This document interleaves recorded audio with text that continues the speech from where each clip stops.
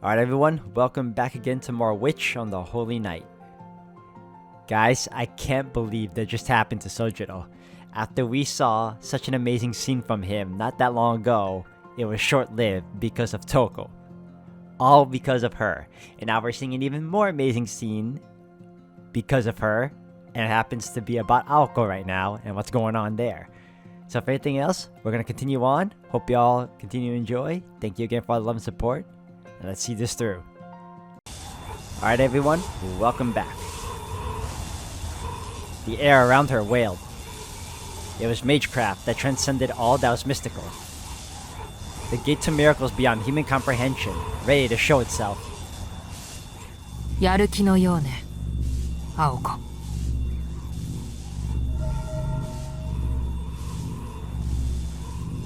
Toko released the crest maintaining the fields. With that, her grandfather would be freed, and the barriers around Misaki would be restored. Which was not what Toko wanted, but it was that or forfeit her life. The crests at her disposal were now twice as powerful as her sisters. Aoko gazed at the new threat with her eyes half closed. None of this was her concern. Far removed from the situation, she was searching for something hidden deeper inside herself, desperate to reach it. There it was. An odd feeling, like picking up algae. It was not the fire of emotion. It was not solid, nor great. It must have been what people meant by rising to the occasion. Abandoning thought itself, Aoko held on to that feeling as she stared at her enemy. いいわよ、トウコ。 She spoke softly, yet more loudly than a scream. お望み通り、本当の魔法を見せてあげる。 Focusing her power into the dim crests on her right arm, she weaved the words together. A single incantation. A final, heartfelt farewell. A brilliant blue-colored magic taking time back to when a certain someone had been blessed.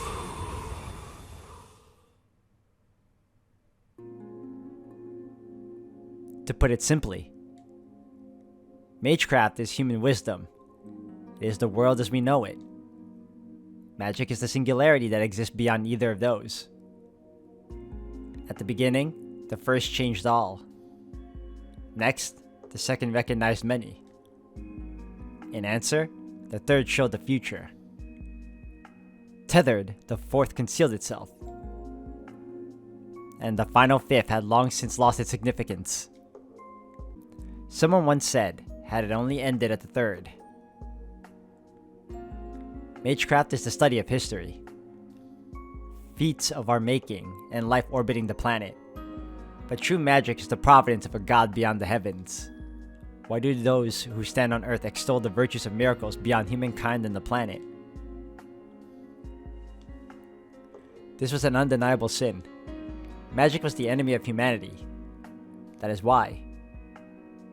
Those who obtain a new magic are killed by the Red Shadow. 聞け、万物の霊長。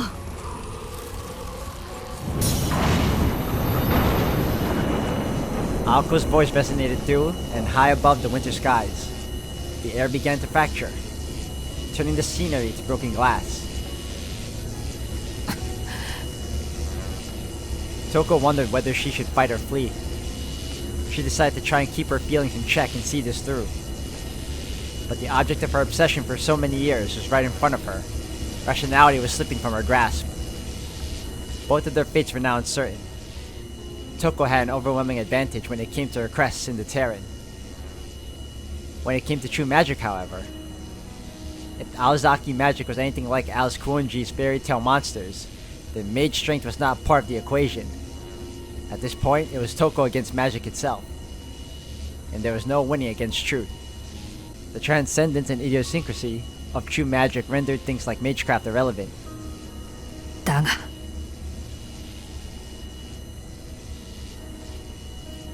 Toko stared at her sister, wondering if she could actually use it. Her proclamation lacked conviction. She had raised her voice, but that was out of discipline. It had not been the arrogant conviction to sacrifice someone else for her own gain. Having not been chosen to inherit it, Toko could not imagine what the magic in her sister was. only that it was a force violent enough to change the world. No human mind could withstand the audacity required to make an enemy of the world itself. Especially not someone as indecisive as her sister. The power of magic would surely cripple her. そりゃね Feeling Toko's eyes on her, Aoko doubted herself. She could not help but hesitate. Terror gripped her heart tighter. でもだからって She could not run away forever. Her hesitation and terror meant she would never forgive herself for stopping now. Closing her eyes, she pushed herself into the final stage.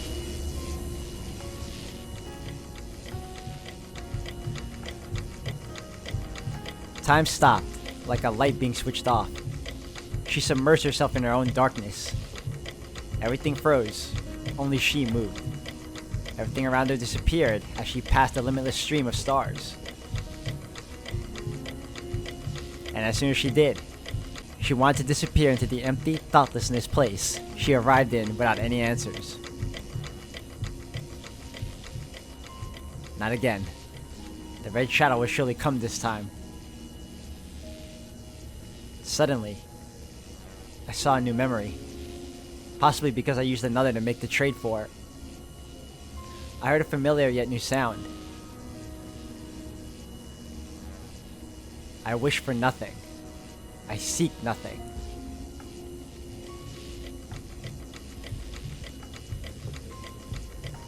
Only to fuse with the consciousness. The hurdles backward in time to zero. This sound. The bitter sad meaninglessness pulls me by the hair. But I have to resist. The red ghost is always going to be my biggest hurdle. I must forget the value of life. I must forget the dignity of death.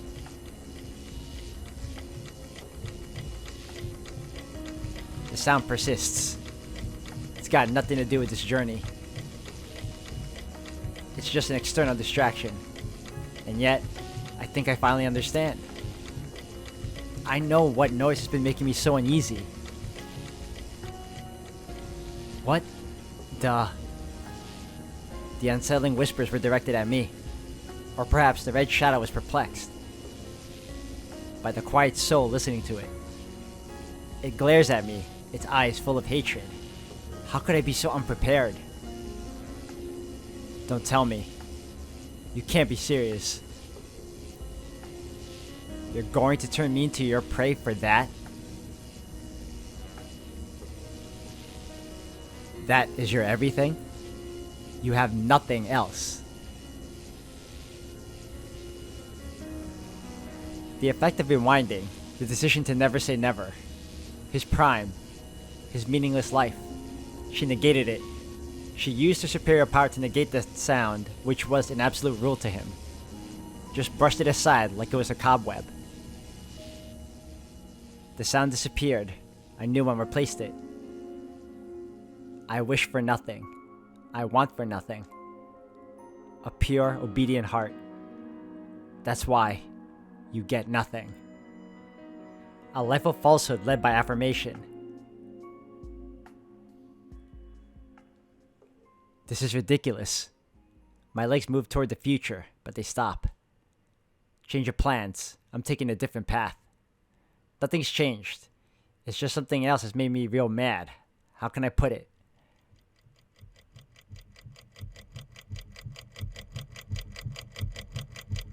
You call this the past, you idiot.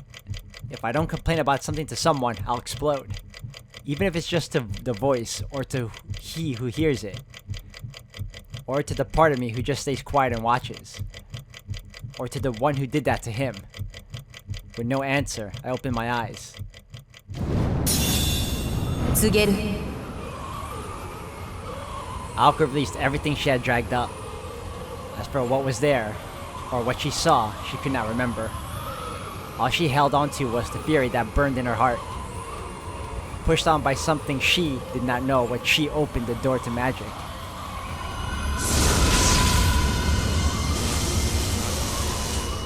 The change was extraordinary. Beneath her, the snow vanished, replaced by a small patch of lush green grass. This ground had never existed under the frozen blanket. It had been rewritten into a new landscape. The very elements rejected her, as if the world itself was fighting back. The electrical discharge lashed at her body. This miracle threatened to destroy the world. The world had to protect itself. It moved to expunge her.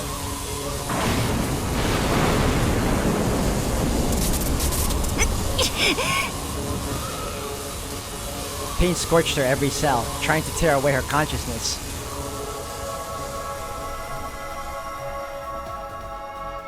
But she did not falter. All this pain and this loneliness was to take her to the root. Ever since inheriting true magic, she had suffered this torture time and time and again. She contended against the voiceless protest of the cosmos. The burden engulfed their retinas and nerves in flames. And then... light. She finally understood. She remembers why she came back and when she wanted to scream. 青を示す我が名において告げる Her censuring voice told her to stop. At the edges of oblivion, her hand touched the true form of magic. The snarling red shadow was there, telling her it was no use. So much doubt. So much fear. But such things mean nothing to her. To me. I don't care about a magician's obligations or the destruction of mankind. I'm sick and tired of hearing about it. I only have one reason for doing anything right now. God, I can't believe I'm saying this out loud. I just want to save him.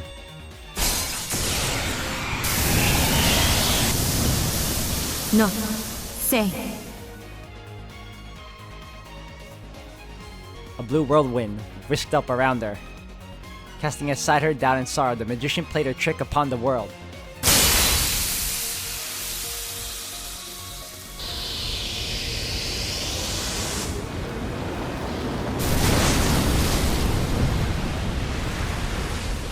Time flowed backward.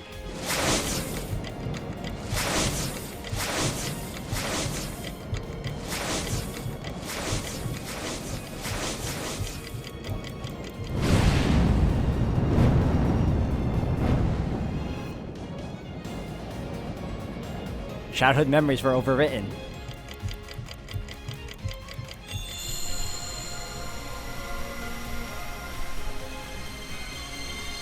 White flowers appeared as far as the eye could see. Brighter than snow, they rippled like a wave across the world, devouring it.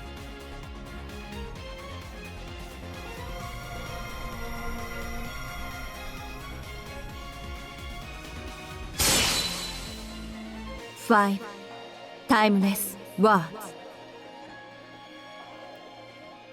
Order has fallen to ruin. Wow. What was declared had come to be. In this time and place alone, the fifth magic made itself known.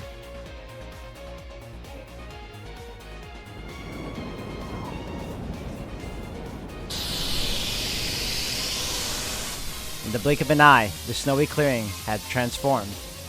A sea of fully bloomed white flowers blanketed the grounds. Only the dilapidated school building and the bare winter tree signified this was the original world.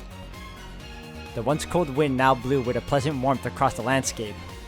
Even the night sky was once again teeming with stars.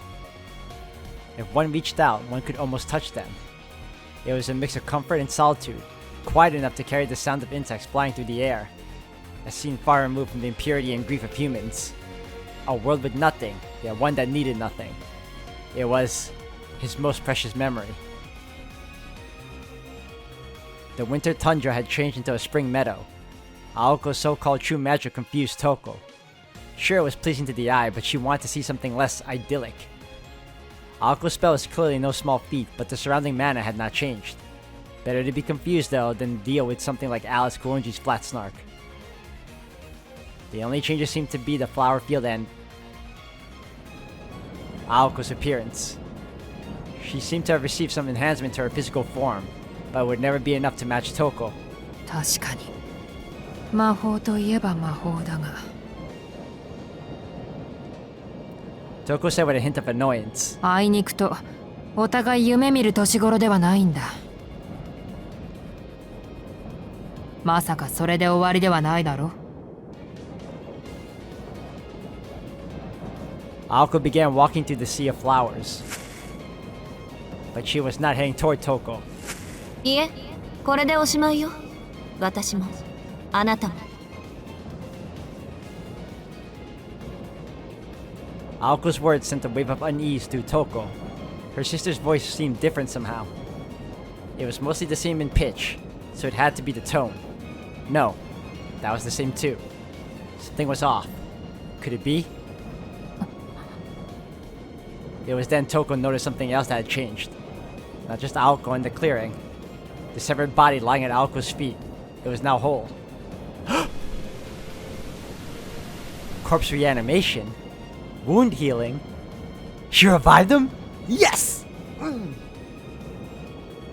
It did not look like Aoko had used a significant formula, and besides, regenerating a body did not bring it back to life. Since the dawn of time, even true magic has never been able to bring back the dead. But the body of the boy behind Aoko was moving. It was breathing, like it was taking a nap. 死者の蘇生が青崎の魔法。いや違う。あれは蘇生というより。 Before she could think of an answer, Toko realized what had seemed out of place to her before. Aoko's mannerisms appeared beyond her years. Her appearance had changed ever so slightly, but beyond there had been a change from within. By the time Toko arrived at the seemingly impossible conclusion, Aoko had closed the distance between them. タービン、セット。 Aoko raised her left hand to eye level.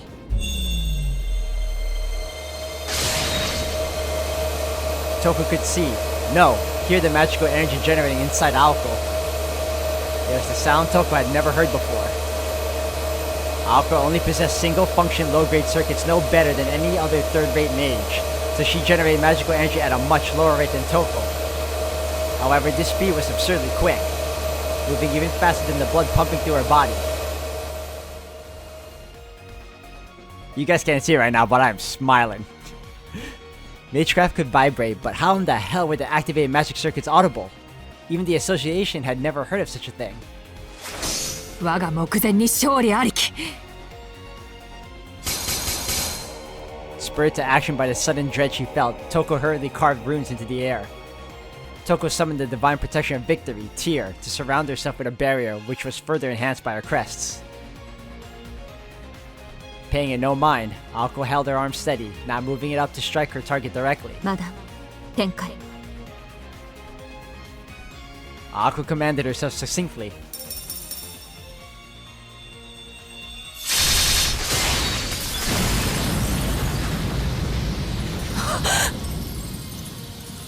This was beyond magecraft. In just a few words, she had fired 20 magic bullets. Like a meteor shower, the bullets smashed through the rocket-proof rune barrier, as well as Toko's spell-woven coat.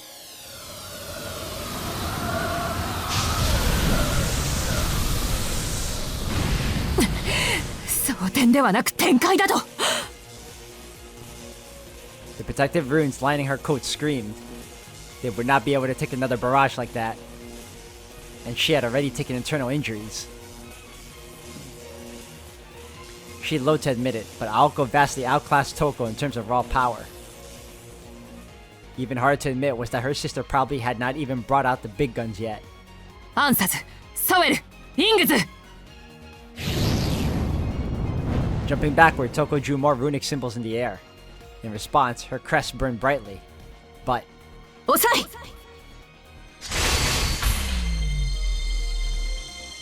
with a single word, Aoko nullified the runes, dissolving them before they could be given meaning.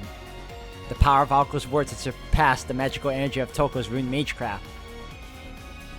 With the runes nullified, Aoko continued advancing through the white flowers. From her calmness to the robust spinning of her magic circuits and her breathing, she was different. A woman with sublime self-control, a trait only found in mages with a lifetime of combat experience. あれは時間か。 Given the evidence, that was the only explanation for the Aozaki magic. Aoko's magic circuits had not been amplified.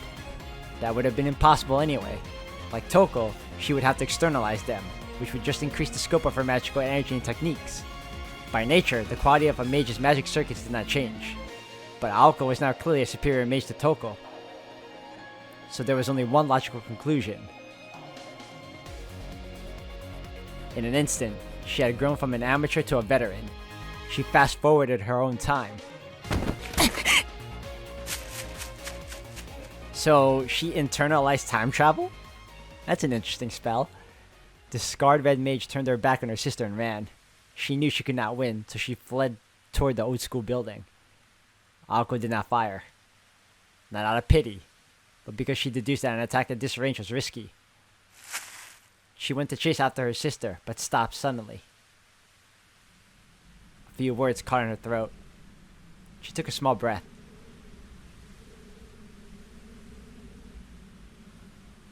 Alice, そいつ、お願い。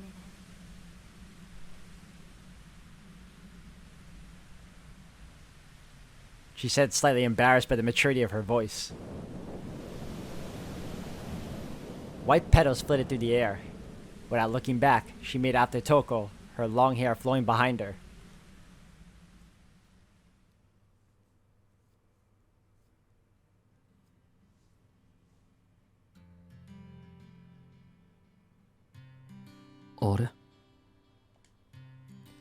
His eyelids snapped open.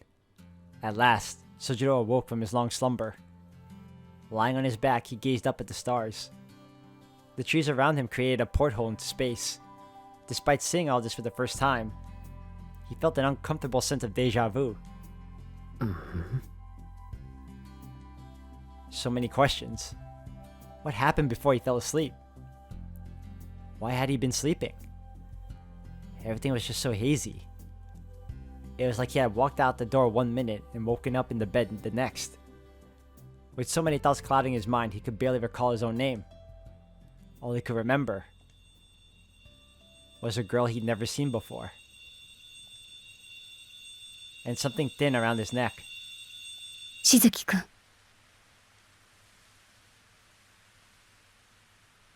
The voice, quiet but clear, belonged to the girl named Alice Kuonji, who was at his side. そういえば、そうだった。 He sat up, mumbling incoherently. The black-clad girl knelt next to him.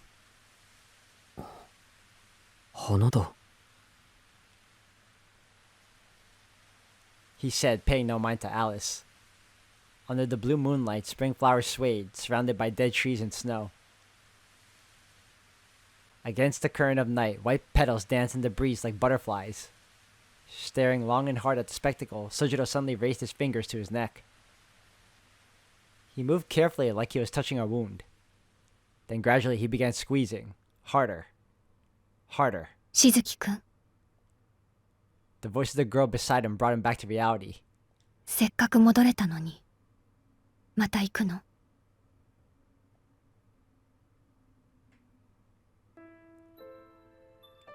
She sounded both sad and reproachful, but Sojiro did not understand why. Seeing the uncharacteristic concern in her eyes snapped into his senses. 行くって、どこに？ His fingers fell away from his neck. Without answering, she blankly looked to the sky. Though there was only the infinite darkness of space. まあいいや。それより、俺は何をしてたんだろう。なんか変だ。ごちゃごちゃしてる。Sojiro tilted his head in confusion. Alice observed him motionlessly. This bewildered boy was a far cry from the one that made short work of a werewolf. Then again, this was Sojiro. As she stared at him, she realized she did not have an answer he could understand. So she tried asking a question. The same question she had asked him repeatedly as he slept, but eventually gave up expecting a response to. 今まで、Shizuki-kunは何をしていたの？ Her quiet question was spoken like an enthralling spell of magecraft. Said spell seemed to work, and Sojiro sank into a sea of memories. Atop the bright white hill, they quietly sat for a while like siblings. 誰かの声が聞こえた気がする。何かを聞いているようだった。けど、自分は最後まで一言も返せなかった。Though consumed by the darkness of death, he could still vaguely recall the girl's question. He was not aware that he had died, but it seemed a fragment of time remained from when he had been with her. Sojiro's expression darkened, filled with regret. Looking at his profile, Alice pressed him further. それで欲しいものは見つかった？ Remembering that someone had asked him questions, he gave a slight nod. ああ、そうだった。けれどね、アリス。そんなものは見つからないって思っていたんだ。うん。ずっとそう思っていた。The regret in his voice was accompanied by a hint of strength. Lowering his gaze, Sojiro saw a white flower garden that looked like something from the afterlife. It shone brightly, captivating him. 思い出した。青子の前でざっくり言ったんだっけ。なのに生きているのはどういうことなんだろう。Sojiro said, prodding his body curiously. His arms were their old selves again. But what of Aoko? He turned toward Alice for an answer, who sat among the flowers looking sullen. 巻き戻されたのよ、しずきくんは。この風景も本来はあなたの記憶だけど、わからない。Alice seemed to be speaking in riddles. 俺の記憶って、その割には知らないところなんだけど。今しずきくんの時間は青子に使われているから、それが戻されるまで思い出すことはないわ。She answered ominously as she cast her gaze over the flower garden. でもこれが消えてしまうのは残念ね。元に戻れば思い返せるのは私だけなのに。Looking at the white blossom, she smiled momentarily. おう。Her words only confused him further. アリス、君答える気がないんだろう。He said dejectedly, prompting Alice to face him. What emotions lay inside those deep eyes? 意味のない話だけど、聞きたい？聞きたい。アリスが教えてくれるなら、なおさらだ。Sojiro nodded enthusiastically while Alice took a deep breath and closed her eyes. When she spoke in as caring a tone as she was capable of. 結論だけ言うと、あなたは一度死んで生き返ったの。しずきくんが瞳子さんに殺されてから、青子が目を覚ますまでの5分間分の時間を巻き戻して。その時、あなたは10年近い年月を青子に使われた。二人とも肉体年齢は変わってないから、中の時間だけ持っていったんでしょうね。だから今、この景色を懐かしく思えるのは青子だけ。そして、And once the time exchange was over, neither Aoko nor Sojiro would remember what happened during these moments. When Aoko used someone else to channel her true magic, it did not affect her alone. If she had rewound time for only herself, the temporal inconsistencies would form part of her own experience. However, this was a proper time travel. The inconsistencies would be corrected. When the magic ended, both Aoko's memories of this place and Sojiro's unfamiliarity with it would be corrected. This miracle would become unrealized. Only the observers would remember this brilliant white sea of flowers, Alice and Toko. 時間を持っていく？ Yeah, I'm trying to understand what she meant by borrowed his time. Normally it means took an essence or a portion of his life in order for her to, I guess, become what she is now. But in this scenario, she borrowed his time to bring him back. I'm a little confused by that. Sojiro asked, his head tilting even farther at Alice's general explanation. She recalled how Aoko said that if you gave Sojiro a roundabout answer, he would stop asking questions even if he did not comprehend it. しずきくんを生き返らせる方法はなかったから、命の復元より死そのものの回避を青子は試みたのよ。Alright everyone, I'm gonna end the video here for today. Thank you all for watching. The important thing here is, our boy's alive. And he's back. So if anything else, we'll continue on in the next one.